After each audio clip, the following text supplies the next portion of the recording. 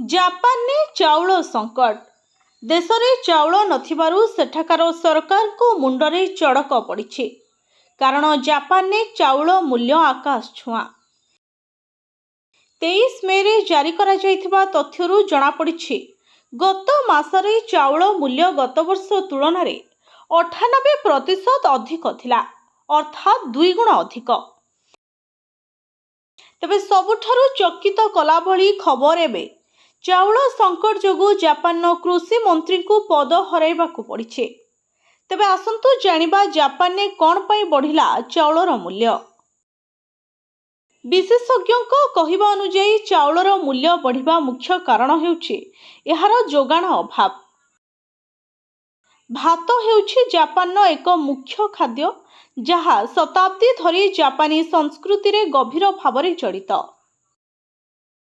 ଚାଉଳ ଅଭାବ ପଛରେ ଥିବା କାରଣଗୁଡ଼ିକ ମଧ୍ୟରେ 2023 ମସିହାରେ ପ୍ରବଳ ଗରମ ଅନ୍ତର୍ଭୁକ୍ତ, ଯେଉଁଥିପାଇଁ ଫସଲରେ ବ୍ୟାପକ କ୍ଷତି ହୋଇଥିଲା।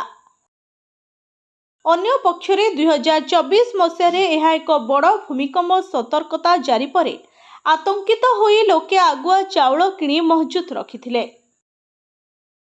ଯଦିଓ ସେହି ସ୍ତରର ଭୂମିକମ୍ପ ହୋଇନଥିଲା, ତଥାପି ବ୍ୟାପକ ପରିମାଣରେ ଚାଉଳ କ୍ରୟ ଯୋଗୁଁ ଖୋଲା ବଜାରରେ ନିଶ୍ଚିତ ଭାବରେ ଅଭାବ ଦେଖାଦେଇଥିଲା।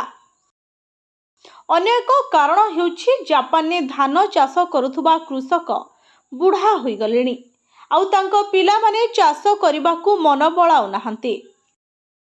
ପରିସ୍ଥିତିକୁ ଦେଖି ସରକାର ଫେବୃଆରୀ ମାସରେ ଜରୁରୀକାଳୀନ ଗଚ୍ଛିତ ଧାନ ଭଣ୍ଡାର ନିଲାମ କରିବା ଆରମ୍ଭ କରିସାରିଲେଣି। ପୂର୍ବରୁ ଏଗୁଡ଼ିକ ବିପର୍ଯ୍ୟୟ ସମୟରେ ବ୍ୟବହାର କରାଯାଉଥିଲା, କିନ୍ତୁ ଏବେ ଚାଉଳ ଅଭାବ ଯୋଗୁଁ ଏଗୁଡ଼ିକ ବ୍ୟବହାର କରାଯାଉଛି। 1995 ମସିହାରେ ଷ୍ଟୋର ପ୍ରତିଷ୍ଠା ହେବା ପରଠାରୁ ଏହା ପ୍ରଥମ ଥର ନିଲାମ ହେଉଛି। ତେବେ ଜାପାନରେ ଉତ୍କଟ ହେଉଛି ଚାଉଳ ସମସ୍ୟା। Bureau report, SCTV Odia.